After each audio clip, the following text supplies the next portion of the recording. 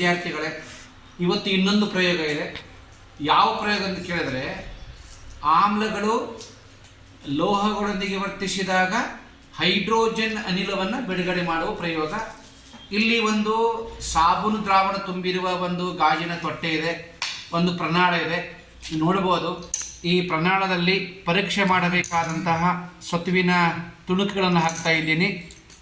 ಇಲ್ಲಿ ಒಂದು ರಬ್ಬರ್ ಬಿರಡೆ ಇದೆ, 2 ಹೋಲ್ ಇರತಕ್ಕಂಥ ರಬ್ಬರ್ ಬಿರಡೆ. ಇದಕ್ಕೆ ಫಿಕ್ಸ್ ಮಾಡ್ತಾ ಇದ್ದೀನಿ, ನೋಡ್ಬೋದು ನೀವೆಲ್ಲ. ಓಕೆ, ಇದು ಬೆಂಡಾದಂಥ ಒಂದು ಗಾಜಿನ ಕೊಳವೆಯನ್ನು ಸಾಬೂನು ದ್ರಾವಣ ತುಂಬಿರತಕ್ಕಂತಹ ಪ್ರಣಾಳಕ್ಕೆ ನಾನು ಇದನ್ನು ಬಿಟ್ಟಿದ್ದೀನಿ. ಇವಾಗ ನಾನು ಇಲ್ಲಿ ತೆಗೆದುಕೊಂಡಂತಹ ಆಮ್ಲ ಯಾವುದಂತ ಕೇಳಿದರೆ ಹೈಡ್ರೋಕ್ಲೋರಿಕ್ ಆಮ್ಲ. ನೀವು ಇಲ್ಲಿ ನೋಡ್ಬೋದು, ಇಲ್ಲಿ ಏನು ಬಿಡುಗಡೆ ಆಗುತ್ತೆ ಅಂತ ಕೇಳಿದರೆ ಹೈಡ್ರೋಜನ್ ಅನಿಲ ಬಿಡುಗಡೆ ಆಗುತ್ತೆ. ಹೈಡ್ರೋಜನ್ ಅನಿಲ ಅದ ಅಥವಾ ಇಲ್ಲ ಅನ್ನೋ ಸಲುವಾಗಿ ಇಲ್ಲಿ ಉರಿಯುತ್ತಿರುವ ಕ್ಯಾಂಡಲನ್ನು ಆ ಗುಳ್ಳಿಗಳಿಗೆ ಹಾಕಿದರೆ ಅಲ್ಲಿ ಬೆಂಕಿ ಎತ್ಕೊಳ್ಬೇಕು, ಇಲ್ಲವೇ ಡಬ್ ಅಂತ ಶಬ್ದ ಬರಬೇಕು.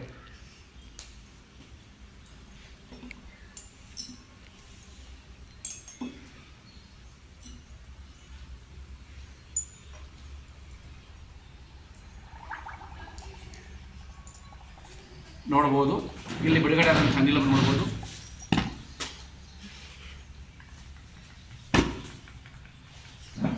ಎಸ್, ಯಾವ ಅನಿಲ ಇದು?